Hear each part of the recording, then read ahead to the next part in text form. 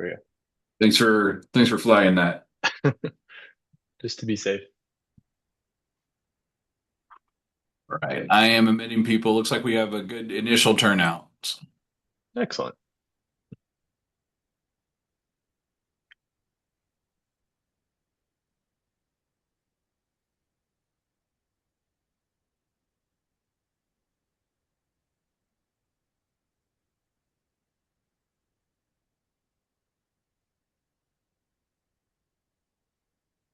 Give people another minute to jump on.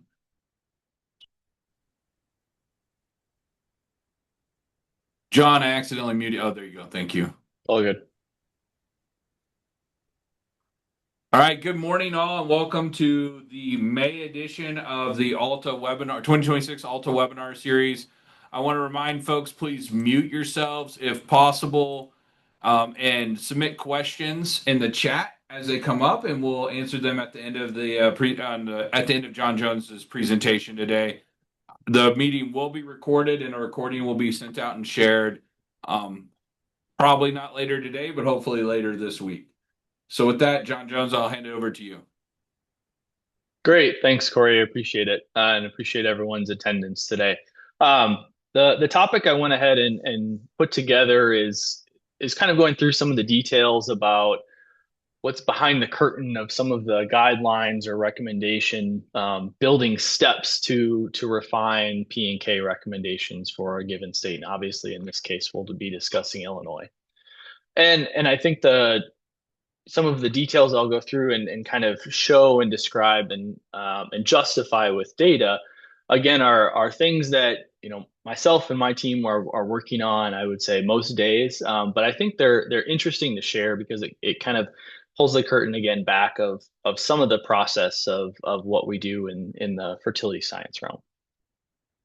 So we'll see if there's any other Trekkies on the call today. But I would call the prime directive of soil testing is to really be identifying soil test levels where we start to make a different management decision or really adjust or tweak management decisions.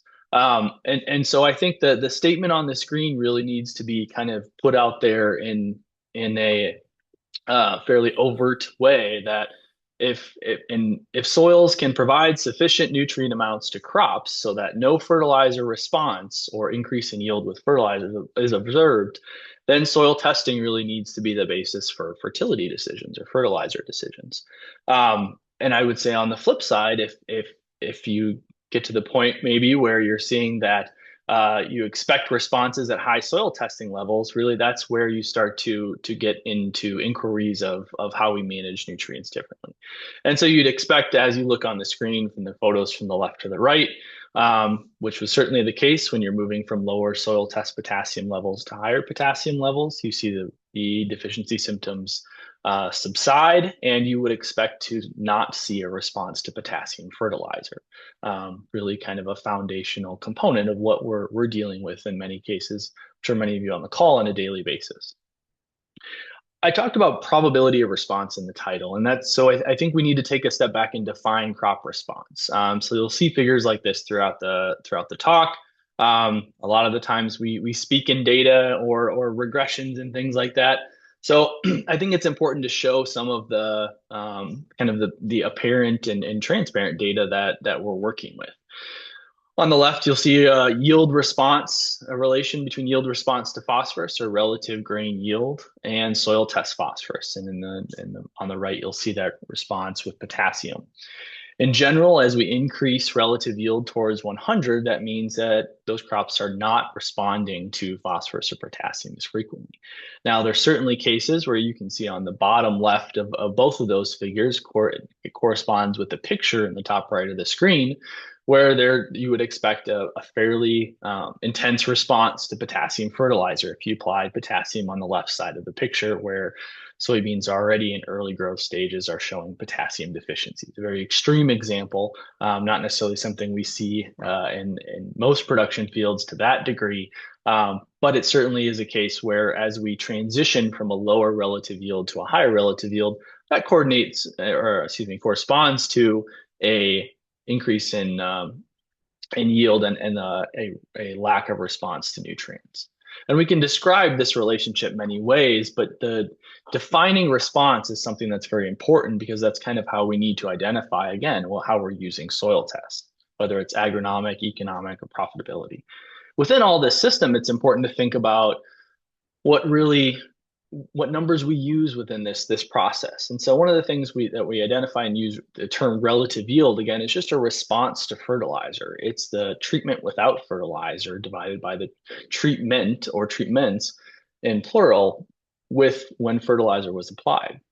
Now you can have different scenarios like you see on the screen. This is data from phosphorus rate response study where in the top figure in the top left, you see a response to P fertilizer applied. No differences between the P fertilizer rates other than a yes/no contrast, we'll say. And on the bottom, you'll see that there's no response to P fertilizer applied. One of the important things, and we think about within these systems, is what was the maximum yield obtained within these given two trials with different soil test levels. On the top, you can't say that there was any difference between the 30-pound or the 90-pound rates. On the bottom, you can't say there's any difference between the 0 and the 90-pound rates. And where that's represented in this kind of relative yield term, again, looking at responsiveness, is on the right, you see the equations where we divide the control yield by the maximum treatment yields or the average of those. That should be divided by 4 on the bottom right. But essentially, it's showing that there's no difference in treatments in the corn yield response study on the bottom right. And so, as advisors, whether dealing with agronomists or crop advisors to farmers, we can't say there's a change in yield there. And so that's why we bin those together and treat them as one maximum yield. This may seem simple and not necessarily too important when we get down the line to fertility recommendations, but this is baked into the background of how we look at response to nutrients applied. And it's important because we can't just use a numeric difference. This really needs to be a hypothesis kind of difference testing method that feeds into this process. And so that's the method that we use here in Illinois, and then are used in some other surrounding states as well. One of the questions that I think is worth asking then, and you can answer this in the chat or not. There's no poll attached to this slide here, but at what soil test levels do we expect crop response? This is an example of soil test P. Many would say, given the slides that I showed previously, that we would expect responses at maybe this very low testing level. But as we keep tracking up in soil test values, we get to a point where are we still expecting responses when we get kind of in this gradient as we get towards, we'll say, 25 parts per million of P?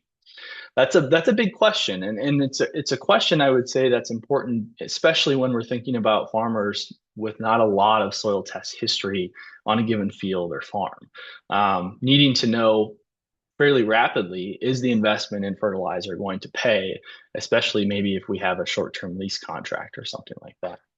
But there's also this complication that we still see responsive sites at higher soil test levels, not consistently. And you can see that there's more sites within this kind of smaller data set between 10, we'll say 10 and 30 part per million, but there's still responsiveness at high soil test levels.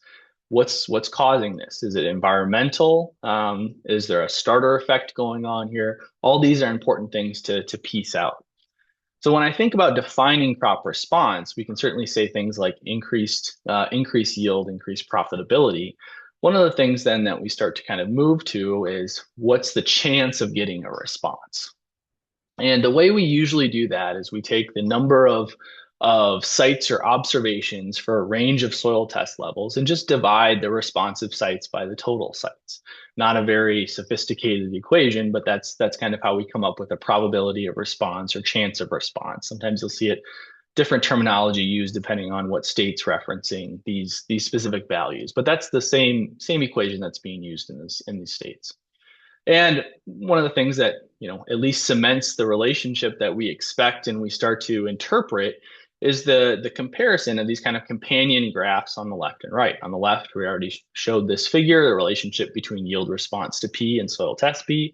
And on the right, this is the probability of response. Essentially, this is taking the number of circles within these ranges of soil test levels that are above or below a statistical response to a nutrient.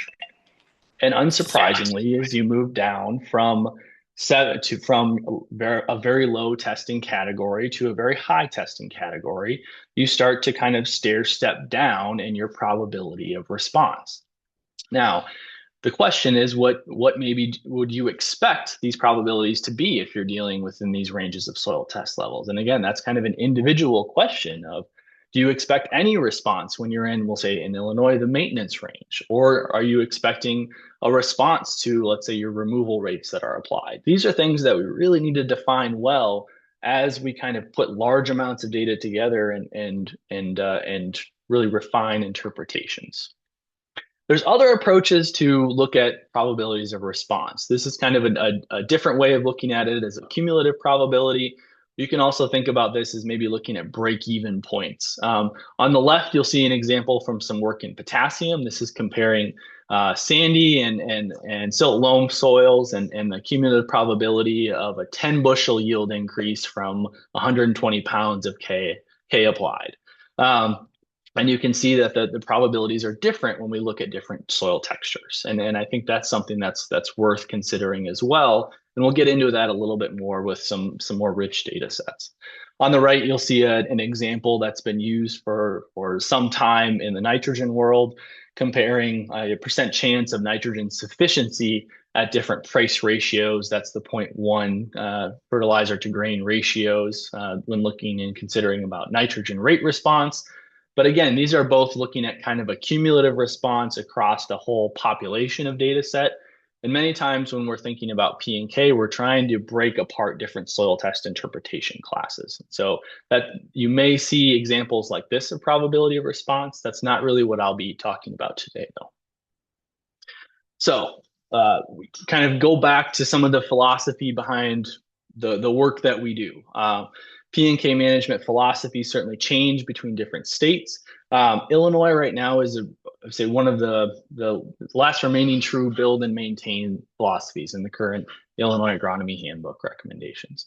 There are target soil test ranges to build up to, and then the idea is that those are maintained through maintenance applications of P or K applied that are equivalent to grain removal or biomass removal if you have forages.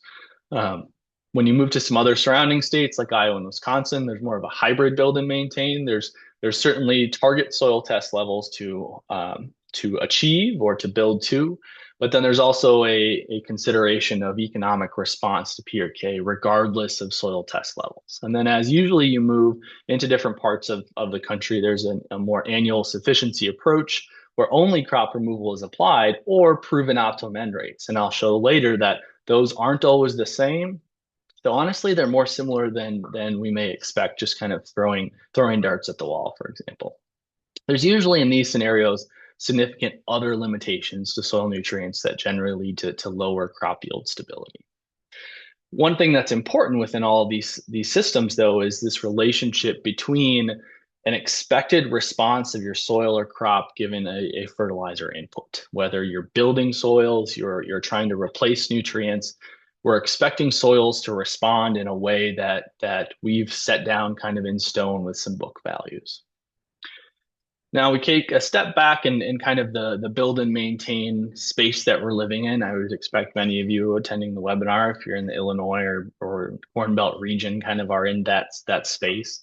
But something that's important to think about then is what's providing the crop response, we'll say even at a lower soil test level. This is an example of corn grain with a yield of around 211 to 230 bushels per acre. You can see that this would be a rate recommendation system. This is just an example looking at the fertilizer recommended rates given to your soil test potassium levels. Now, what makes up the recommended rate is a combination of an estimated crop removal and then a build component to try to build up to the optimum class. You can see that once you get to the optimum category, only the green bars or the bottom bars remain that represent removal. There's no other build component. But I think it's worth asking, is the crop removal component maximizing yield at some of those low soil test values, or does the, we'll say, added amount of nutrient give us any annual ROI? And so really, is it crop removal? Is it the build component, or is it both that's leading to an optimized kind of fertility status for P and K at low soil test levels? And I think this is worth asking because in a true build philosophy, we're over fertilizing single crops to feed future crops if you are indeed building soil test levels. And that certainly comes into play when we start to think about annual ROIs. Now, the assumption here is that we can probably fertilize our way out of low soil test levels. If you have for example here, 65 parts per million soil test K, which is very low, but if you do have that, you can fertilize your way out of that in a given year with just applying more fertilizer. Interestingly enough, some of the more recent data we have is showing that that's not necessarily always the case. And this kind of gets into some of the discussion of managing, we'll say, root zone nutrients versus bulk soil nutrients, bulk soil versus annual fertilizer rates. This is some data from quite a few site years of response studies, and it's breaking them into soil test categories and looking at response to phosphorus fertilizer rate. As the lines go from bottom to top, you're going from a lower soil test value to a higher soil test value. And unsurprisingly, as those orange triangles are the optimum P rates, they're moving to the left as you get to higher soil test values. You don't need as much phosphorus. But what's interesting is that the yields, and this is across 52 site years, so there's certainly some variation here, but the yield ceilings, or where we start to plateau with our rates, isn't necessarily as high when we're dealing with an initial low testing soil. It does seem to be that we can't fertilize our way out of a low testing soil. And so I think that's something that is kind of, it bucks maybe the trend a little bit when we think about how we adjust our annual rates to maximize yield and profitability. Now, certainly there's a big difference, especially right now in prices between, we'll say, 50 pounds of P2O5 and 100 pounds of P2O5. But if the response is there, then it would be worth it. If the response is not there, then we need to take a different strategy. And we've seen this fairly similar thing in corn, except I will say in potassium, except there's a little bit more muddiness. So I'll comment on optimum K rates and then soil test K levels. But at least in corn, it did show that we again had kind of that yield ceiling limitation when we were starting off with low enough soil test values. And soybeans, it seemed we could compensate and reach almost what we were finding at the high K levels. But this is an important concept that does kind of buck the trend again of you can fertilize your way out of any soil test level. This may reflect on things like inherent fertility of specific soils. One thing that this certainly isn't doing is breaking apart soil texture, drainage class, or something like that. This is aggregating quite a few sites, but I think it's an important enough phenomenon to bring up and consider. Some things that we have to work on kind of as a scientific body in fertility when updating guidelines. And I think this is important to detail out or at least list out because this is what we're currently doing in Illinois, and this feeds into some of the data that I'll show. So first, one of the things that needs to be accomplished is finding the relationship between soil test value and yield response. Then we need to identify optimum rates given specific soil test levels. Then here comes that buffering capacity component that I talked about a few slides ago that we really need to know if we're providing build and maintain recommendations. How much fertilizer is that soil going to need to start to shift the soil test levels or soil test reports? And I would say that needs to be bidirectional, building, but also how much removal is needed to draw down, or how long can you survive off the inherent soil fertility levels and not need to apply fertilizer. The steps 1 through 2 can also be done for plant analysis and interpretation. There's a component that's really important. It's the grain removal interpretation. Dr. Margonaut talked about that in last month's webinar, and identifying correct removal estimates, assuming you're not soil testing every year, which I'm sure we'd like you to do. But obviously, that's something that grain removal kind of fills the gap between soil testing periods, if you can think about it that way. And then all this kind of needs to be packaged within the framework of how P and K are applied, tillage systems, and other we'll say, kind of farming system components that need to be looked at. And the last one I think is one of the most interesting recently, but it really has always been important, is the economic scenario or land tenure. Does building soil test levels make sense when maybe you're working on a 1 or 2 year contract? So how we're approaching this within Illinois, within our group and collaborations that we're working with is we've got a project funded through the Illinois Nutrient Research and Education Council to look at updating the interpretations through a few different modes of action. So across crops, we have different tillage systems. We also have different placement and timing options, looking at fall banded applications, spring banded applications, fall and spring broadcast applications. And this is being done across the state to represent and try to catch some of the variability across soils within Illinois, which we certainly have a nice diverse gradient north to south and east to west. This is a collaboration between our lab, Precision Planting, and with Dr. Jorn and Tim Smith's group at CropSmith as well. And we've got 2 master's students, Franco Bardehia and Jenna Gaken, that's working on this as well. One of the things that we tried to represent within putting together this data set, and especially as we're trying to build momentum here, is representing soils and areas that define the current recommendation. So on the left, you see the location of older soil fields, or there were extension research fields that were maintained throughout the early part of the 20th century into a point where we have one remaining now at Ewing. But again, this is where the original data came from that we're trying to compare and refine. And you'll see that where the sites of our current trials are going on, how those overlay with the current P subsoil supply and power estimates for Illinois and CEC ranges as well. Within the current handbook, we kind of look at, again, these response curves, similar to the types of curves I talked about with some data before. And really, these were kind of set down in the early 20th century by Roger Bray, and the curves have been kind of shifted to the left or right with not necessarily a lot of supporting field research. Some important terminology to clarify, though, and I think this is really important, is the boundaries of the maintenance range should not be interpreted as, we'll say, the critical levels always. And that's something that I think is important to talk about as we start to now go through some of the data.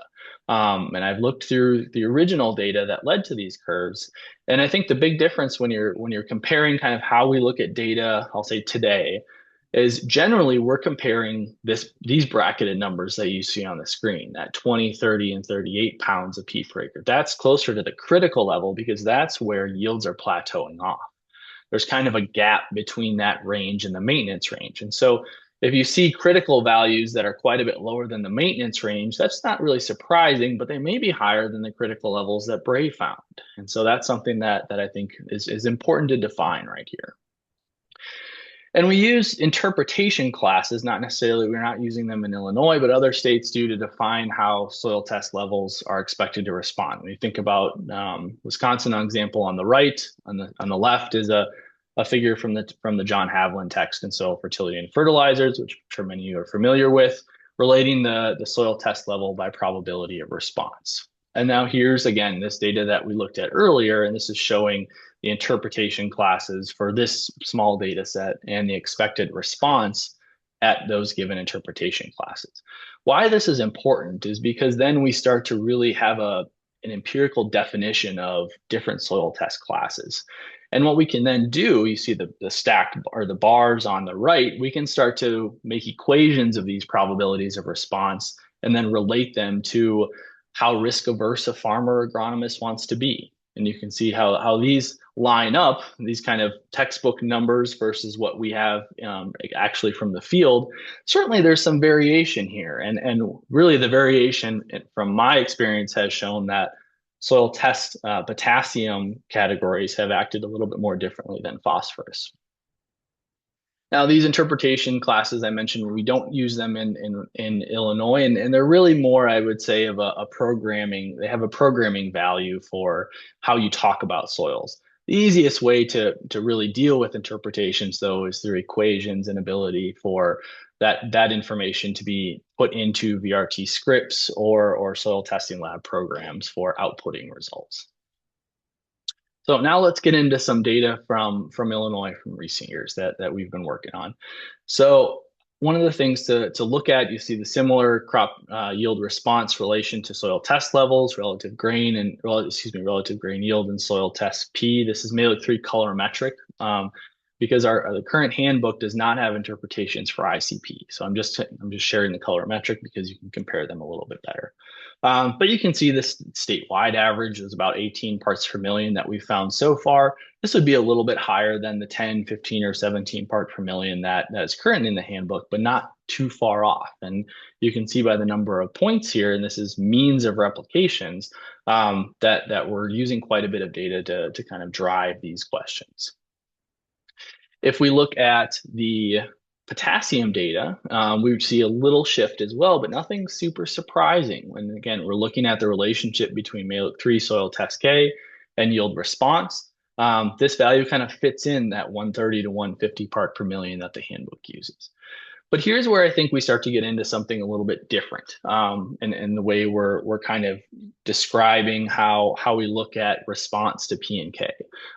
This is some great work that Franco did in interpreting this data and relating and trying to calculate the probability of response to these soil test levels. I'll show a few graphs that you see on the right, and what those are really looking at is a probability of response from 0 to 100.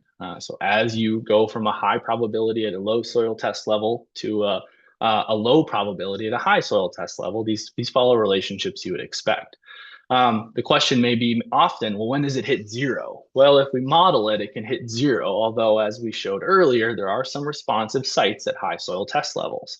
But in this case, the probability really flattens off and zeroes out around 30 parts per million of P, much higher than I would say we would expect the critical level to be for a given state. But if we're using a build and maintain philosophy, we're still fertilizing between, we'll say, 15 and 25 parts per million. That would be a little closer to the 25% probability of response. That's a number that Iowa uses kind of similarly. And so that's certainly the question of, when we're applying a removal rate, we're trying to maintain soil test levels, but are we also trying to elicit a response from that given crop in a given year? That's a question that this whole framework really needs to address, and that's what we're getting at a little bit today, or teasing out. And if we look at potassium, you see a little bit more of a lower slope. You see kind of a gradient off. That's kind of more due to the units than anything. But interestingly, when you look at the place where you don't have any probability of response of potassium, given our data, it's around 188 part per million. Again, that's going to be higher than the critical level, because a lot of times at the critical level, there's almost about a 25% chance of response. And that would be closer to what you see there. So you can compare the 136 on the left and the 122 to 188 on the right. Again, those are kind of showing what are these ranges that we can live in. And I think being transparent about these probabilities of response is useful for people making fertilizer decisions, because as we start to think about a fairly large annual input, are we going to get that return that's going to give us at least some value in this year, or is it simply an investment in the years to come? Now, what we also did within Illinois is break things into subsoil supplying P powers. Now, this is just specific to Illinois, but in general, and there's a little bit of a skewed nature of the population of this data in these different regions, but the relationships kind of held true. Now, we have some more high subsoil P supplying power sites added in 2026. But in general, the critical level was lower if there was higher subsoil P, or assumed subsoil P. And Dr. Margonaut's looking at some of that, I think, as well. One of the things that I think is probably becoming a little more evident is that there's other components to soils that, besides the subsoil P, that are probably playing a role here. Relative rooting depth, water holding content in the lower part of the rooting zone, and things like that. But some things also hold true, and I'm showing these response figures relative to soil test levels, mostly because they're kind of the inverse of the probability of response, and so we expect to see similar relationships as I showed in the previous figures. Something that is holding true is that in higher CEC soils, we have a higher critical level, and I think we would expect that as clay content generally increases in those soils. Questions then I would say that I want to address next are what's the relationship between other components of our management systems or our cropping systems and how that changes the expected response. A lot of questions usually come up of do we need crop specific critical levels or soil test interpretations? Really from our data so far, we don't see these large differences in our kind of tight corn and soybean rotations that you'd want to be chasing soil test levels by crop. Now, I'll amend that and say that if you're looking at an annual decision of whether to apply P or K or not, that's when we should probably start taking pricing considerations and crop specific returns into account. And so the figure you see here, I'll show two slides like this. We're looking at net return to phosphorus on the y-axis, and on the x-axis is Bray1 soil test P level. This is dealing with corn and soybean, both at $5 corn, $11 beans, but two different P fertilizer scenarios, kind of bracketing where we're at right now.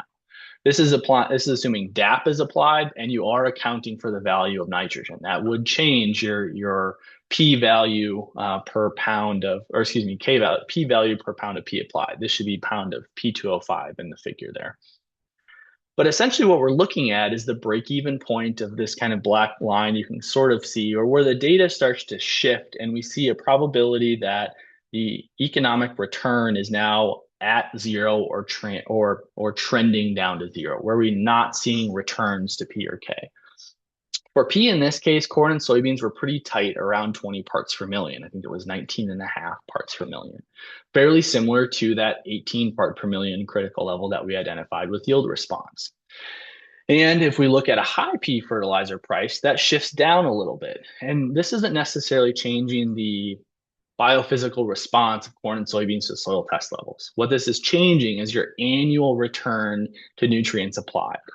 What you might want to then think about and adjust is do you need that build component when prices are forcing negative returns? And that's something that's I think is really important. You can see that even though P fertilizer increased almost a little less than 20 cents per pound of P2O5, that changed the break-even point of where if you were applying P at 22 parts per million before, now it's leading to a negative return if you have your higher fertilizer prices.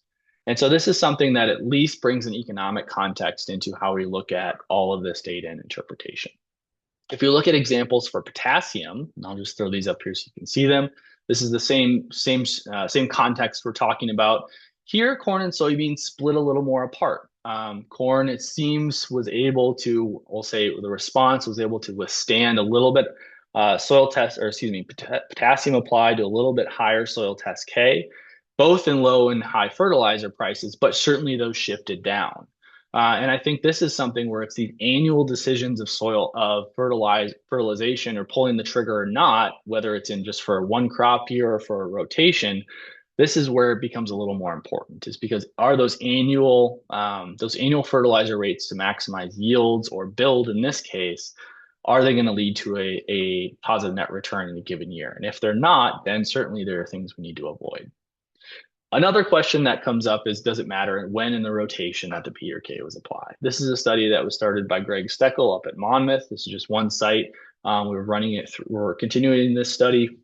And this is just showing the different strategies within the rotation that you might apply, P and K applied. So we've got different strategies such as none applied on the far left, annual P and K only every other year to corn and soybeans, or kind of switching when we only apply P to corn or soybeans and vice versa for K. The main takeaway is there was no difference depending on when you got your P and K on. If we were in a maintenance philosophy here, and you can see the soil test levels that were maintained up there, 32 part per million of P and 252 of K. Now those are ICP numbers, so that's important for P. But really just getting the P and K on was the most effective strategy. This isn't a conventionally tilled system. Now we kind of get back to that question that I posed earlier of do maintenance applications equate, or are they equivalent to the optimum rate of P and K? This is something that I think is important enough to look at because we want to know what those fertilizer dollars are doing. Are they simply just feeding the soil to maintain soil test levels, or are they providing a yield response if we're, again, in that kind of maintenance range framework for soil test levels. What the data on the screen would show, and there's a little bit of variation depending on the model you choose. So you can see a range of optimum P or K rates for corn and soybean, depending on how we interpret the data. But in general, these values kind of bracket a removal rate. And so interestingly, the optimum P and K rates, they don't necessarily, they're not defined in this data set to try to represent removal, but they're oddly enough pretty darn close. Now, this doesn't include, again, the build component of fertilizer rates. This is just looking at a given crop response. But this is the type of interpretation data we need for different soil test levels and management strategies, because this is what we can really say with confidence that there was a response to P and K. And you can see these values do range or have a range. But in general, when we start to think about what the crop removed versus what it needs, they're a little more closer than even I would have thought initially. If we think about other management components like P, in this case, P timing and source effects, this is just an example of a study we ran on a handful of site years. I think the same study was run around the country with different collaborators and cooperators as well. This is a no-till corn and comparing phosphorus rates, different application timings and products. So DAP versus TSP in the fall versus the spring. Overall, this was a very low testing soil, 11 parts per million. So we saw a response to P fertilizer rate, but the differences between application timings and products was a little more messy. In this case, we actually did see a benefit to fall applications instead of spring applications for P.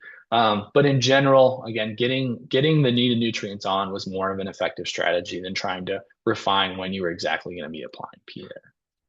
We can look at this a little bit differently. This is some data from Illinois comparing P fertilizer rates of spring banded P versus fall broadcast P. And in general, I would say this is agreeing with work that I was involved in at Iowa State in graduate school of Dr. Malorino's, that we really didn't see a difference between P placement or timing strategies. The effectiveness of the fertilizer itself was more equivalent across strategies. And so we really were more focused on getting the P that was applied to responsive soils. So we've got some more trials underway this year looking at this on some higher testing soils as well. A question I get often, not just on soil testing strategies, but also response to specifically broadcast dry fertilizers, how is that going to change if we move to a reduced tillage system? In general, this is data from about 3 locations over 4 years. This is showing that we really didn't see a difference, and you have different soil test depths on the screen, moving from a shallow depth to a deeper depth, and then to a 0 to 6 inch sample on the right. The top row is a chisel and cultivator system. The bottom row is a no-till system.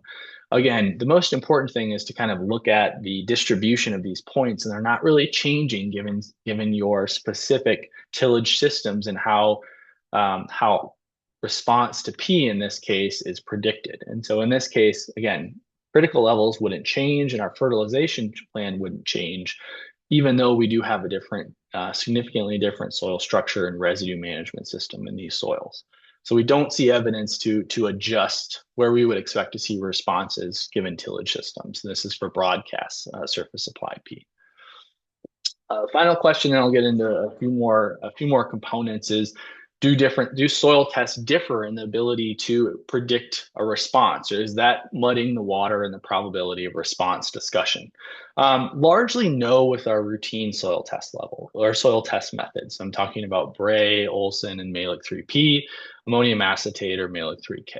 This is an example now showing that a routine test Bray 1 on the left and using H3A phosphorus on the right. You can see that the distribution of these points, and this is some of our work, my work with Antonio in Iowa, and this is showing again the comparison of a routine and more soil health oriented P test, and the distribution is fairly similar. You can identify critical levels with both tests fairly easily and cleanly. The trouble is when you start to get into some other proxies of P availability, and so in this case, this scenario uses a mineralization factor and CO2 respiration to estimate P mineralization. There really wasn't any mechanistic reason behind that. And what it eventually led to was an overestimation of available P. So in this case, many of the points you'll see that have low relative yields but high soil test available phosphorus levels would have predicted a lack of response when there really was a response to P. And so in this case, there's certain scenarios where you need to have that calibrated information to guide the recommendations here. This is kind of a summary slide of what we found so far within Illinois in our P and K calibration efforts. It seems like phosphorus critical levels are shifting up a little bit, but again, that's not necessarily the lower edge of the maintenance range. That's the critical level. It's a little bit below that. One of the things that we've been looking at is there's a really wide maintenance range for P and K, 20 part per million for P, 100 part per million for K. Can we get a little more accurate in predicting where we want to live within that again 0 to 25% chance of probability of response to P? And you can see we've looked through things like tissue P and K, and there's less ability to predict responses than soil tests. And in general, it doesn't seem like we're changing between P application timings when we want to interpret soil tests as well. But I'll remind everyone that this is a really long-term game. And one of the things that I think is important enough to think about is that if we are moving to a place where we're considering more probabilistic framework for looking at response to PK, and I am really in favor of that because I think what it does is allows users, farmers and agronomists, to kind of use their comfort level of risk aversion or just economic framework for risk aversion. And then we start to think about where you can live within a soil test range given the expected probability of response. If you are living at a lower soil test level, you have to know that you're going to have a higher chance of response. And certainly as we move up, that's going to change. But the data on the slide essentially is just showing the decrease of soil test level in relationship to the cumulative K removal. And this is years of corn and soybean cropping.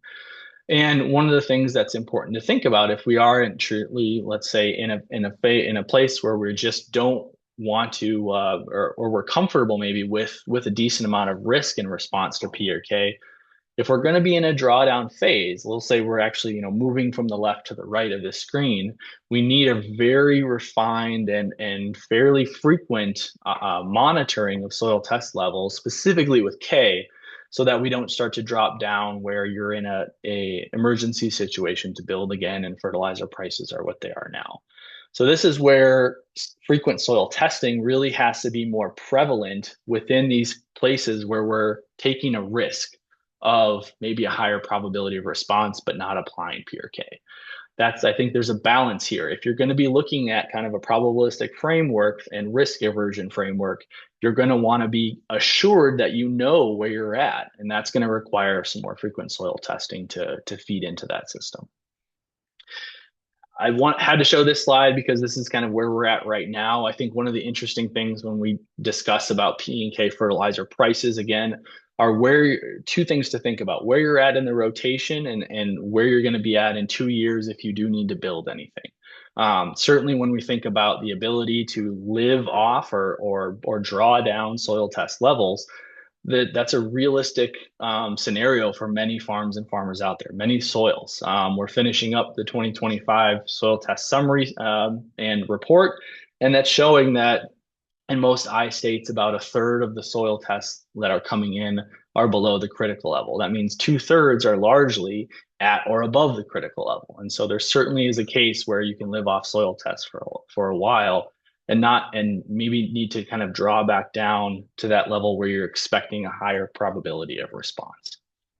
With that, I'll be happy to take any questions. My contact info is on the screen. Feel free to shoot me any questions at all or just want to talk shop. But Corey, I'll open it up for questions to the group. So quick round of applause for an excellent presentation, I think, on an important topic to our members. I'll remind people you can put questions in the chat and we'll read them out, or if you want to raise your hand, we can let people come off mute and go from there. So.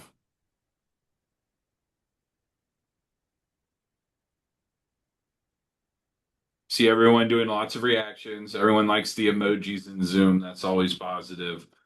So I guess one question I'd have, John, is what if you go back, you look at the separation of corn and soybean, if you're a farmer or you're advising farmers, Are you telling them to manage their P and K application differently before corn versus soybean? Are you telling them to think about both crops at the same time? If it was your decision, what would you be recommending? Sure, that's a good question, Corey. So I'll start with the P side. We really don't see a very wide split, and that's probably more just due to the nature of the data set, and that we don't see a real strong need to preference P before the corn year or not. And that's maybe I would say traditional trends or wisdom had said that you wanted that P in before the corn year, and soybeans can handle being starved a little bit. We just really haven't seen any major differences that's going to matter. So I would say in terms of phosphorus for a given crop, what that does is it gives farmers options. Whether it's when they're going to be able to get everything applied. Something I do want to make sure that's kind of best management practices, or that if you are putting a large amount of P onto no-till corn residue, that worries me a little bit with some runoff issues. And we've seen that fairly consistently in runoff studies where there's been surface runoff issues there. P likes to bond to soil, and so if we can keep things within the root zone incorporated, I think that has benefits. Now, if you're banding subsurface, that's a little bit of a different story. So for phosphorus, I don't think there's a reason to split apart crops. For potassium, there were some more clear trends that showed up. The question is, are you going to be splitting apart your P and K and your dry fertilizer program? I guess the likelihood is probably not, unless you or your retailer are willing to set up a system for that. But it is something that we saw that the break even points were consistently, about 20 to 15 pounds, or you say it's 19 pounds, parts per million, excuse me, lower for soybeans compared to corn. And so that's a case where, in general, if you were prioritizing a crop, you'd be want to prioritizing getting your potassium out before corn. I know soybeans and potassium get a lot of discussions in tandem, mostly just due to the removal concentration of grain K. But I wouldn't necessarily think that you're going to need to have a crop specific strategy. I think it allows farmers some flexibility. Great question. So we did get a kind of a combination question statement in the chat, and so I'm gonna read it out and then see what your thoughts are. P and K, we are still looking at the element alone, not taking into consideration soil texture by pH, or other nutrients such as, and then he lists several ratio options. We aren't looking at biological activity of soils as well as when and how much rain a field receives during a growing season, which could explain more than just the subsoil NPK. Is Malic 3 or ammonium acetate extraction for measuring K using a dried soil test method the most accurate when measuring potassium, or should we be using a moist soil test that is more highly correlated to yield? So dry Okay. versus moist. What are your thoughts? Yeah, I'll go first. I can see the chat, so I can get through this a little bit maybe easier. Yeah, thanks for the question, David. So in general, we've been looking at both moist and dry soil test potassium methods. What we've seen, especially in our poorly drained soils that have specific clay species and ability to retain K and release K a little bit differently. I would categorize them as our poorly drained, soils that need drainage. We're seeing the moist test predict response better. And essentially, what you're seeing a lower soil test value with the moist test that would indicate responsive soils. And so there's a little, if you go and think of these curves here, when we think about relative yield and soil test levels, the relationship is cleaner with the moist test in specific soils. And so that's what we've seen so far. That was observed in Iowa, and I wasn't super surprised to see that here. Now, kind of going to the back and saying, well, are we going to run moist K? Do we want to run moist K for the majority of K samples? Probably not, because again, that's a regional relationship between how the soil is behaving within our process of analysis. Let me answer some more of your question, David. So, you first, I'll kind of move up your question. So, weather conditions. I don't have it on this slide set, but if you email me, I can shoot it to you. We do have differences when we start to look at long-term studies and piece apart years with, we'll say, expected average precipitation versus below average. We see different soil test optimum potassium levels, potassium rates. And I think we're likely just seeing a difference in amount of diffusion and water movement throughout the soil profile. Even though P and K aren't claimed to move much, they still need water there to move any. And so that's certainly something that we've seen. In terms of soil test interpretations, I haven't really seen given years pull that apart and say you want to build soil test levels overly high to survive dry years. Because even if the K is there, it might not be able to move, or the roots essentially aren't where they need to be in a given dry scenario. And then I'll maybe answer or address the kind of et cetera question, right? So things like soil texture, pH, antagonism between nutrients. So soil texture, I would say, is pretty well represented in the CEC delineations. And so we can start to look at soil texture as an important factor when we break things apart by cation exchange capacity. One of the challenges defining CEC, and then is there, we'll say, more variable effects of CEC given in soil different parameters in mineralogy, and we're doing some mineralogy analysis by site to look at that. Now, I think the pH case I think is probably more important when we think about older. So maybe our Southern Illinois soils, and we look at things like pH effects on exchange capacity. There's things we've done in the lab with liming to effectively influence cation exchange capacity, but that's usually in a very extreme range of trying to essentially make more negative charged surfaces on oxide clays when we lime. So we lime more, generally you can get to more negative surface areas. The antagonisms, I haven't really seen that come up. Now, in terms of the relationship between all the nutrients that are listed in the question there, a lot of times you can have a soil test database of soil test reports or tissue analysis reports, and you see relationships between nutrients. The challenge is, are you going to see that relationship in predicting crop response? And I haven't seen that yet to say that there's any relationship that we need to consider. I will make a note that on the phosphorus to calcium, iron, and the aluminum, in the water quality space, we look at phosphorus saturation indices, or the relationship between phosphorus to malic-3 extractable calcium, iron, and aluminum. And the challenge there is that pH affects extracted calcium, extracted iron, extracted aluminum. So if you have, and I kind of mention this in liming talks more often, if you have scenarios where you're changing the pH due to liming or some management, you're probably going to be influencing the P saturation to a degree that it's not representing crop response. Okay, David, I think I got your first component. Let me go down to the second one. With a given ag economy, the demand for fertilizer globally and the demand for phosphorus used in industries beyond agriculture, I do not know we'll be able to afford to build soil test levels without having manure. I think the future of farming is not going to be a controlled sling of broadcast for application, but placing nutrients.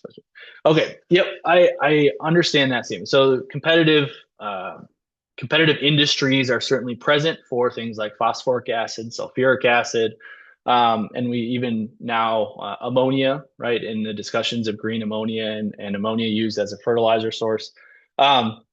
I think there's certainly a balance between managing, we'll say, in-row fertility and bulk soil fertility. What we're trying to get at now with some of our placement research, where we have banded sites and banded studies, is there an optimum ratio of in to out of band soil test levels? This is not necessarily going down the route of soil cores taken in to out of band, because I really haven't seen consistent ratios of those. But maybe we need to think about our soil test levels within the, we'll say, heavier frequency of root zone versus our bulk soil. What I don't want is a gradient of 100 ppm under the root, and then 6 inches away it's 4 ppm, which we've seen before. And so that's where I think there's a balance between managing the bulk soil. And I think that's one of the things where we start to think about how in your rotations can you make the most out of those applications in general. The comment on afford to build soil test levels, I think that's certainly true in some of our soils, that you're probably not going to be able to afford to build, and especially right now in an annual setting. And that's why what I see in our structure of our guidelines coming out going forward is there we separate out this optimum rate for yield response and then the build component. And then you have the option to, we'll say, mix or match what would optimize yield and then what would lead to an increase in soil test levels. And so that affords, we'll say, the user more flexibility in interpreting the data. And Corey, I can see the last question here. No crop response difference between corn or soybean production, top dress versus no-till versus tillage.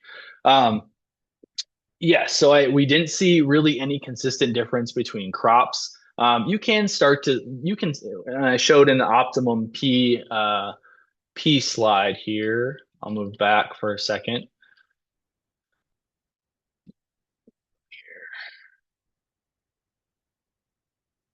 You can see some differences between between crops and optimum rates. But in general, when we think about how you're going to manage that within a rotation, I think that if you're annually applying P or K to corn and soybeans, then you can maybe slightly adjust things. And I think what we'll end up doing is providing optimum rates for specific crops and rotations, and then allowing some flexibility with how that's interpreted. All right. Well, seeing that that's the last question, I think we can end the webinar today. And so I want to thank everyone for being able to join us. As I said at the beginning, the webinar recording will become available and will get emailed out hopefully later this week. And along with an invite to join next month's webinar. With that, everyone, please a round of applause for Dr. Jones, and we can end. Thanks, everyone. Have a good day.